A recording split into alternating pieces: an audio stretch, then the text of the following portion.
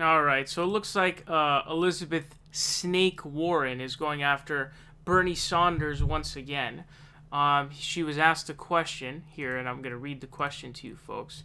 All right. It says, when Culinary 226 did come out and criticized Bernie Sanders for Medicare for All, his supporters really attacked them. Do you feel, and you're someone who's actually come under that attack before back in Iowa, back in January, do you feel like he's done enough to condemn the culture online that stems from his movement? Warren says, I've said before that we are all responsible for what our supporters do, and I think Bernie has a lot of questions to answer here. And I am particularly worried about what happened in the attacks on members of the Culinary Union, particularly on the women in leadership. The whole notion of publishing their personal addresses, their phone numbers, and then making very aggressive threats against their own safety and the safety of their families. That is not how we build an inclusive Democratic Party, and it is not how we build Donald Trump. We do not build on a foundation of hate. Now, I'm assuming that says beat Donald Trump. Now, I have a lot of things to say about this, right? First of all, I don't know where she's got the idea that Bernie Sanders supporters were, quote, attacking Culinary 226. You don't know what Culinary 226 is. Culinary is the union in Nevada that has a ton of workers in it, okay? A lot of workers in that union, all right? And so the union leadership doesn't support Medicare for All, and the union members do. That's probably why they didn't endorse a candidate. But it's obviously the union leadership's, money racket to have that private insurance rolling, and they misrepresented Bernie Sanders' position. They misled their union members on Bernie Sanders' position, and so they got corrected. So we have to ask ourselves is, what is the definition of them saying that they're attacked? So there's a couple of layers to this, right? One is somebody just factually saying you are incorrect, all right? And this is what most people take issue with. Most people on the Democratic side get angry when you correct them for being wrong. So someone will correct you for lying or making something up, and all of a sudden you're getting attacked, okay? And it's like, no, you're not being attacked. You're being corrected for being a dumbass. That's what's going on. And so, and then you have like, snake emojis and stuff like that. Do we really want to consider that an attack of some sort? Seriously? Are you kidding me? I mean, come on now. Snake emojis? Really? That's your big attack? I mean, like, even if we were to agree that's an attack, I think that's a totally fair game one. And if you want to make something like that with Bernie Sanders that you think is accurate, you can do that. I'm just going to point out how it's not correct. So they're not really, like, pointing out how the snake emoji is not correct, because obviously it is correct. They're instead going the route of, oh, you're attacking, stop attacking, which is like, no, we're criticizing her, we're showing who she's, showing her true scaly skin, if you will. And so that's not really attacking, all right? And it's embarrassing to say that.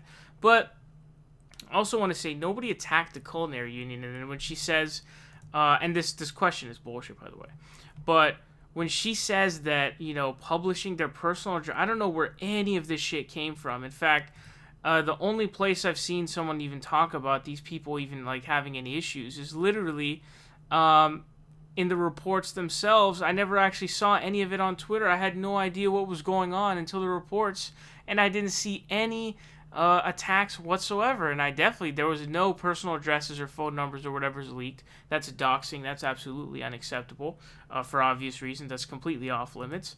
And so that's not what's going on. But then what's really hilarious is the whole inclusive Democratic Party stuff. So, again, the inclusive Democratic Party stuff is basically Elizabeth Warren's campaign is dead. It's over.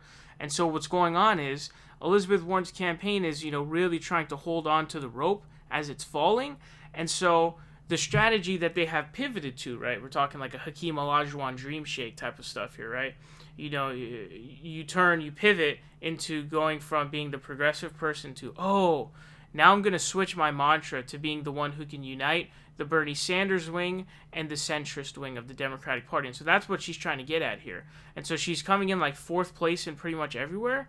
And so that means that she can't win anything. And so she's pivoted to that. And that's why she's trying to do that. So she's cynically trying to shit on Bernie Sanders and his supporters for the sole purpose of attempting to, basically win this election.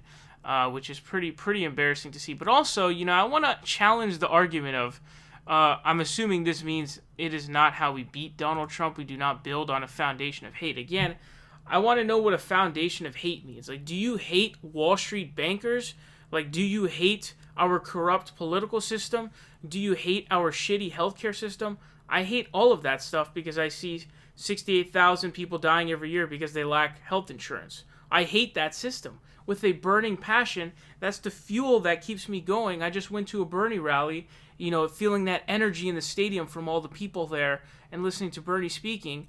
It sort of revitalizes you and reminds you, what's going on, what is at stake here, what issues you're really fighting for. So I am really sort of going off of that hate that I have for all of these corrupt and negative institutions that exist in our society. And so, that is kind of a foundation of hate. So are you not on the same page as I am? Or do you not hate Wall Street corrupt banksters? Do you not hate, our corrupt political system in terms of political finance, politics, and election finance? Do you not hate our insane wealth inequality, which studies show unanimously that it has a negative effect on our society? And so it's like, do you not hate those things? And I also want to challenge the notion of like, oh, that's not how you beat Donald Trump. How do you know that? How do you know that? Wouldn't it be smart to replicate? And I actually think the Bernie Sanders mob on Twitter is a force for good, because there's a bunch of grandmas on the resistance side. And so to match that, burners need to be on there to push back against their garbage, right? And so with them pushing facts and actually making legitimate statements, that's a good thing. Flexing your power essentially and being correct. Not doing harassment of any kind, but, just pointing out the facts. So calling Elizabeth Warren a snake, it's a fact. You know what I mean? She slithered like Kevin Durant did, where he was up 3-1 against the Warriors, and then next year he goes to the Warriors, weakest move ever in NBA history. Same thing happened with Warren, She backstabbed Bernie Sanders. So she did the exact same thing. And so that's a fact, and you cannot possibly attempt to rebut that, because it's just simply a fact. It is what it is. And so it's a ridiculous thing to do. And I also want to say, like, okay, you're responsible, you're all responsible for what your supporters do? Really? How? I don't think I'd agree with that. And I would agree for certain people because of their actions. So like a Donald Trump, yeah, he's responsible for his supporters' actions because he's actively pushing them to do horrible stuff. And his rhetoric is also horrible. So that, yeah. But I would certainly not say that all candidates are responsible for what their supporters do. Are you fucking kidding me? And so she's just making stuff up as she goes. And we saw that video the other day of her basically desperate for money for her campaign. And in that she lies again, saying that she spent a lifetime campaigning for working people when, prior to like 96, she was a Reaganite. So it's like, dude, you're just a pathological liar, and you seem to also be a serial backstabber who just backstabs everybody. And it's really remarkable to me. But this is disgusting coming from this loser who's Elizabeth Warren. Let's keep it real. She's a loser. So you're like, oh, that's an attack. It's a fact, dude. She's literally losing. Therefore, she's a loser. You know what I mean? Basic words have meanings, and they work out, right? So she's a loser. She's in third, dropped to fourth place now. She got rocked in Iowa and New Hampshire. She's going to get rocked in Nevada, and then she's going to get rocked everywhere else. Her campaign is drying out. She's losing this presidency. She's losing the election. Therefore, she is a loser. By definition, okay? By definition. And so, oh, you're attacking her. I'm stating facts, buddy. I'm saying shit like how it is, okay? So, once again, backstabbed by Elizabeth Warren. Can't trust Elizabeth Warren.